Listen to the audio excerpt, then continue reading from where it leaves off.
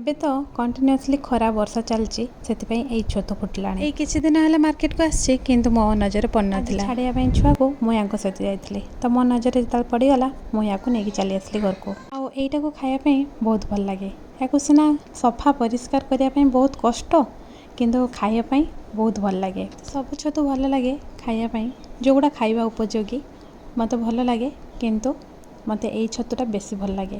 ଯଦି ମାଛ ମାଂସ ଗୋଟେ ସାଇଡ଼ରେ ଆଉ ଯଦି ଛତୁ ଗୋଟେ ସାଇଡ଼ରେ ରଖା ହୁଏ ତାହେଲେ ମୁଁ ଏଇ ଛତୁଟାକୁ ହିଁ ଚୁଜ୍ କରିବି। ୟାକୁ ଛଡ଼େଇବା ପାଇଁ କେହି ପାଛିଆ, କେହି ଜାଳି, କେହି ଚଲା ୟୁଜ୍ କରନ୍ତି, କିନ୍ତୁ ମୁଁ ଏଇଠି ମୋର ଏଇ ଯେଉଁ ଷ୍ଟ୍ରେନରଟା ଜାଲିଟାରେ ମୁଁ ୟୁଜ୍ କରେ। ସବୁଥର ଏଇ ଛତୁ ଆସିଲେ ମୁଁ ଏଇ ଜାଲିରେ ହିଁ ଛଡ଼ାଏ।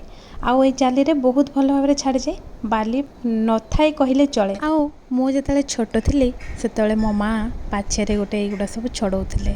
ମୋର ମନେ ଅଛି ପୁରା ଭଲସେ। ଆଉ ଟିକେ ଟିକେ ବାଲି ଲାଗେ କିନ୍ତୁ ବହୁତ ଭଲ ଲାଗେ।